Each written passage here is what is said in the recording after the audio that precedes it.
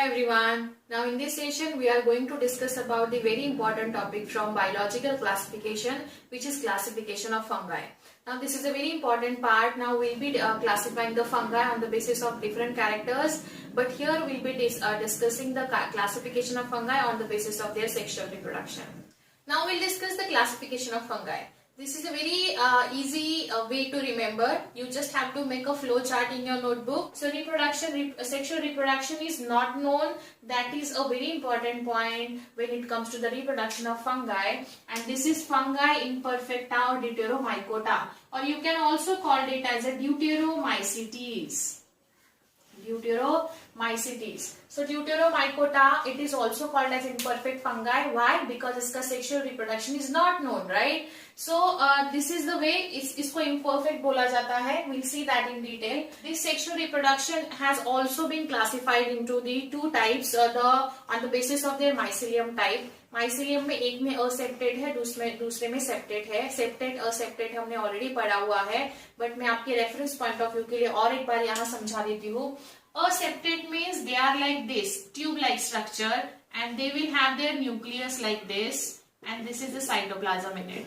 So basically, this is the hypha. It has a number of nucleus without notch or septa in between. So this tube is looking like a multinucleated structure.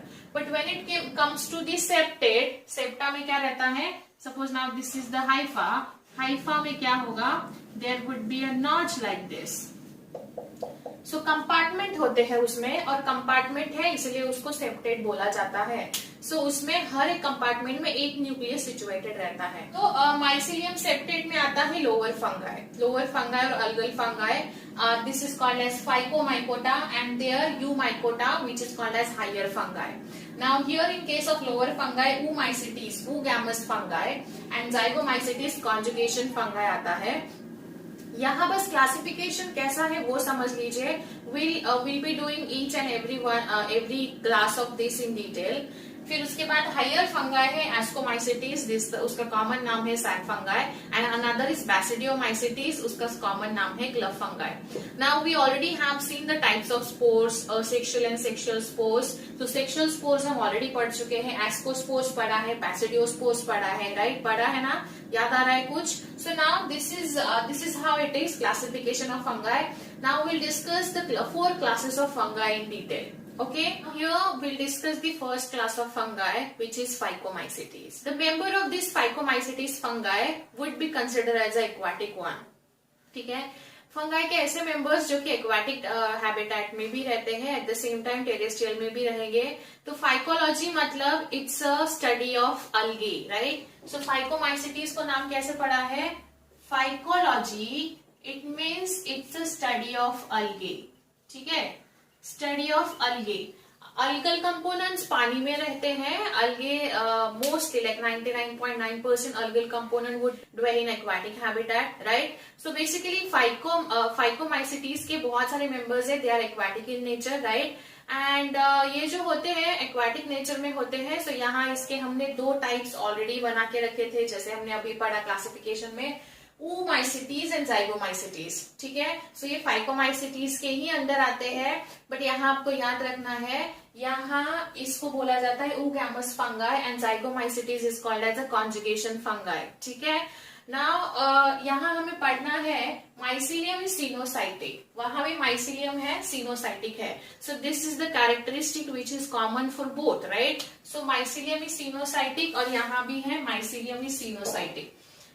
Now अभी हमें ये देखना है कि इसमें asexual reproduction कैसे होता है.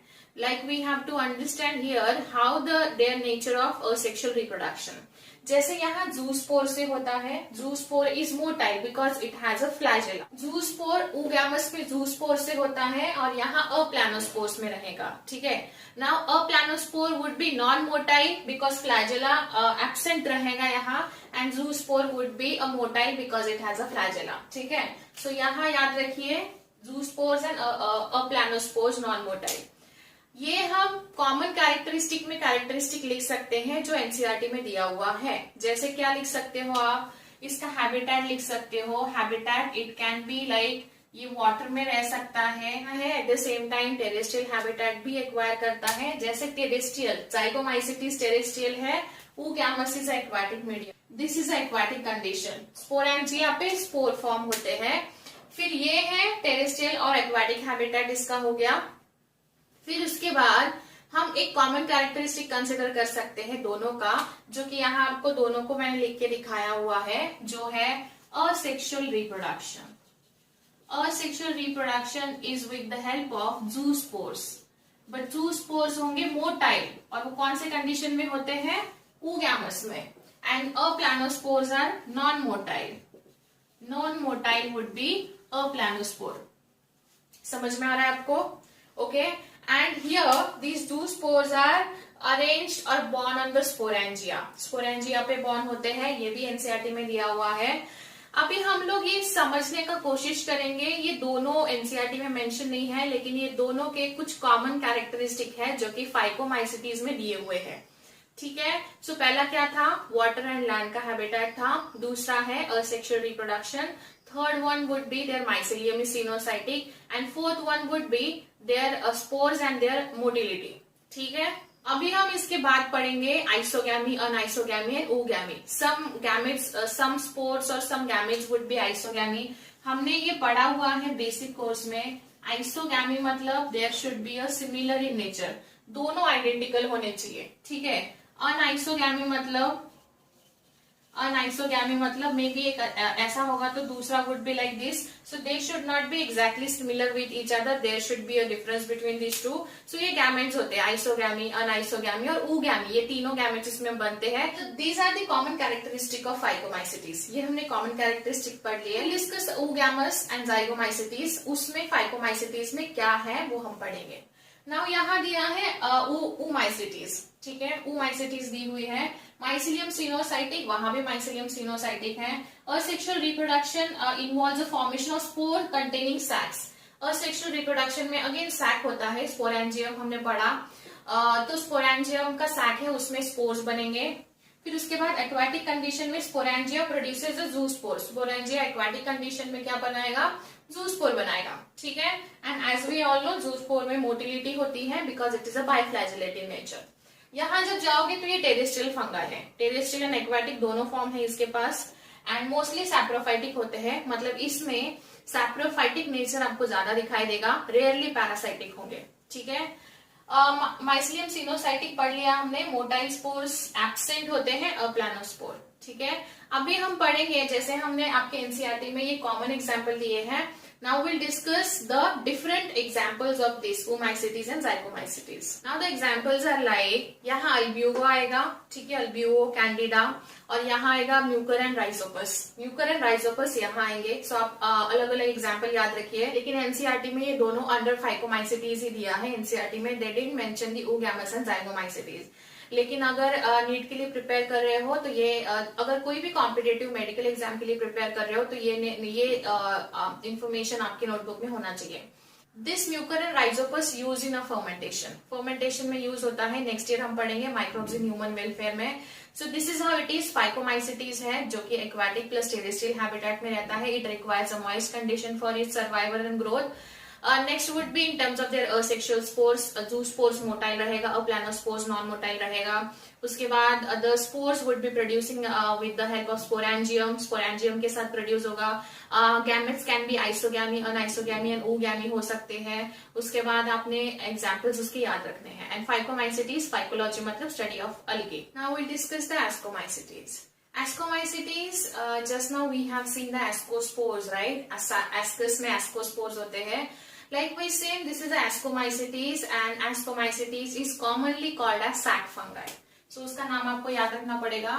This is commonly called as sac fungi. Okay? Now, the most of the members from this ascomycetes would be a multicellular. इसके बहुत सारे members multicellular होते हैं। मल्टीसेल्यूलर एग्जाम्पल है पेनिसिलियम, पेनिसिलियम, ये आपका एग्जाम्पल याद रखना इसको। Rarely few of the members are unicellular also. So आपको याद रखना है यूनिसेल्यूलर कौन सा होता है। यूनिसेल्यूलर मेंबर है ईस्ट। ठीक है, इसका मैं साइंटिफिक नाम आपको मेंशन नहीं कर रही हूँ. You have to tell me the scientific name of yeast. ये आपका होमवर्क है. ठीक है. Now they are saprophytic, parasitic, decomposers. मतलब हर एक रोल ये प्ले करते हैं. So they are saprophytic, parasitic, decomposer. Now some of the members are growing on dung, which is known as coprophilous. ठीक है. So coprophilous growing on dung. Okay. Now the next characteristic is about the mycelium. Mycelium is branched and septate. ठीक है. So mycelium कैसा रहता है? Mycelium is branched और septate. ठीक है. branched होता है, branched मतलब like सी, उसमें ऐसा branch भी रह सकता है like this is a branch structure जिसमें ऐसी branches है, and this is a septate. septate मतलब like ऐसा उसमें septa रहेगा like this. ठीक है. सो ऐसा बीच में सेप्टा रहेगा. ये हमने अभी पढ़ा है कॉमन फीचर्स ऑफ फंगाई में. So this would be like, and the their reproduction would be done with the help of spores. और स्पोर्स कौन से होते हैं? कोनिडिया, कोनिडियो स्पोर्स होते हैं. सो कोनिडिया का स्ट्रक्चर हमने पढ़ा हुआ है. कोनिडिया जैसे आपको अगर याद आ रहा होगा, हमने अभी पढ़ा, ये हाइफे है और हाइफे के टिप पे कोनिडिया ग्रो होते हैं. राइट. सो ये हो गया asexual reproduction. But sexual reproduction कैसे होता है? सेक्सुअल रिप्रोडक्शन हमने पढ़ा which is with the help of ascospores. ठीक है. अगर याद आ रहा होगा तो हमने क्या ड्रॉ किया था? एस्कस ड्रॉ किया था. और एस्कस में हमने कितने स्पोर्स ड्रॉ किए थे? 1 2 3 4 5 6 7 8 एस्कोस्पोर्स होने चाहिए. सेक्सुअली रिप्रोड्यूस होता है. These ascospores are responsible for the sexual reproduction. Conidia, this is responsible for asexual reproduction. ये asexual करेगा. This is responsible for the sexual reproduction, right? So these are the common characteristic of ascomycetes. And अभी हम इसके examples पढ़ेंगे. Examples में आपको book में Neurospora दिया हुआ है. So examples are Neurospora. The examples are Neurospora and Claviceps. Examples are Neurospora and Claviceps. And Neurospora generally बहुत सारे biochemical and genetic work related research में use किया जाता है. Neurospora is also called as pink bread mold. Now we'll discuss the next class, which is Basidiomycetes. We have seen the Basidiospores, and they are produced on the Basidium, and Basidium at a time they are responsible for producing 4 spores जो हमने पढ़ा है, right? So now see, it is also called as bracket fungi or puff balls or club fungi also. तीनों नाम याद रखिए.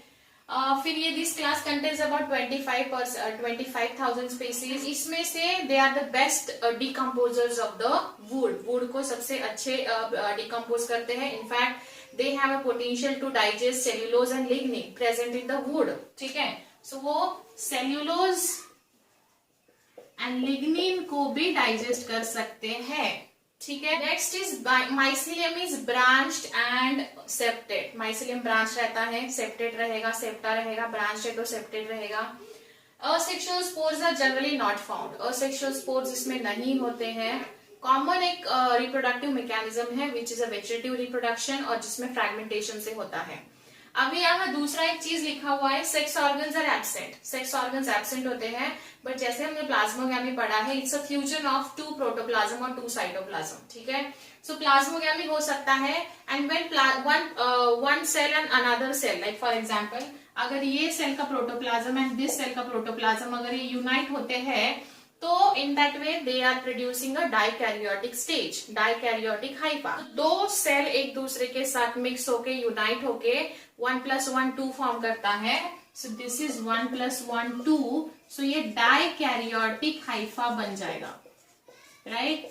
ये dikaryotic Haifa बन जाएगा, और ये डाइकैरियोटिक हाइफा बनने के बाद देन उसका रिजल्ट होगा बैसिडियम. ठीक है. सो ये HEPA would produce a basidium, ठीक है। सो ये इसका रिजल्टेंट है, इसका result would be basidium. So endogamy के बाद मियोसिस होता है। Meiosis is a reductional division, और वो होने के बाद बैसिडियम जो है वो 4 बैसिडियोस्पोर्स प्रोड्यूस करता है, ठीक है।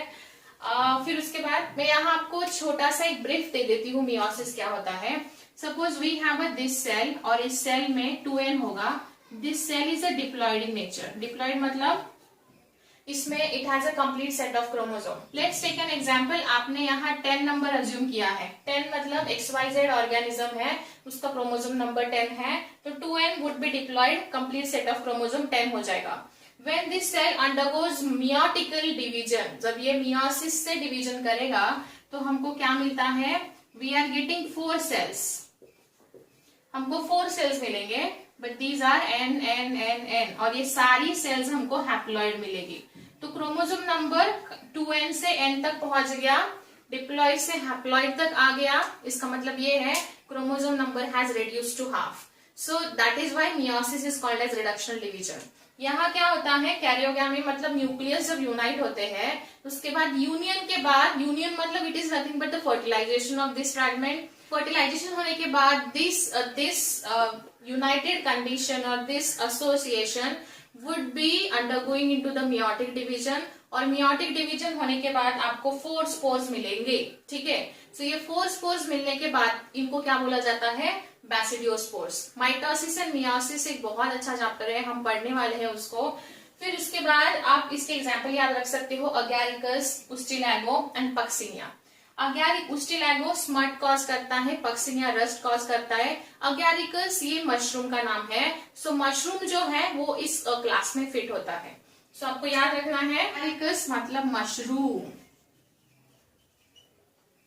Now the last class of fungi, which is a Deuteromycetes, imperfect fungi, because sexual reproduction not known in this class.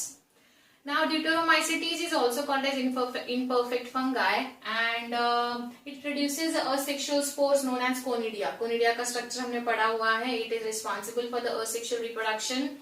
And mycelium is septate and branched. Septate रहेगा, again branched रहेगा, and most of the members are saprophytes and parasite, but then some of the members are decomposers also. Decomposer है इसलिए वो mineral cycling, recycling करने में भी help करते हैं. And the examples are Alternaria, Colletotrichum and Trichoderma. These are the examples. Now see, Deuteromycetes के बारे में इतना ज्यादा नॉलेज नहीं है साइंटिस्ट के पास, या रादर उसको किसी ने स्टडी नहीं किया है अब तक। जब हमको पता चलेगा कि Deuteromycetes में, इनफैक्ट ऐसा भी हो सकता है जब कोई उसको स्टडी करेगा और हमारे पास कैरेक्टर्स आएंगे तो मे बी Deuteromycetes को वो उठा के एस्कोमाइसिटीज या बैसिडियोमाइसिटीज में उसके मेंबर्स को पुट किया जाएगा, या वाइस वर्सा भी हो सकता है। विद हायर फंगाई हो सकता है, लोअर फंगाई में कंसिडर नहीं किया जा सकता है। सो इसके बारे में हमारे पास नॉलेज एज इट इज बहुत कम है, इसलिए इसको इम्परफेक्ट बोला जाता है। परफेक्ट ये तब बनेगा जब हमारे पास इसकी कंप्लीट नॉलेज होगी। सो ये थोड़ा सा अभी नॉट डिस्कवर्ड टाइप का क्लास है, इसलिए इसको इम्परफेक्ट एंड इसके बहुत थोड़े कैरेक्टरिस्टिक हमारे पास है अभी। So in that way we have seen the 4 classes of fungi: phycomycetes, ascomycetes, basidiomycetes and deuteromycetes. Okay, अच्छे से नोटबुक में लिखिए। If any doubt you can let me know. See you in next session. Thank you.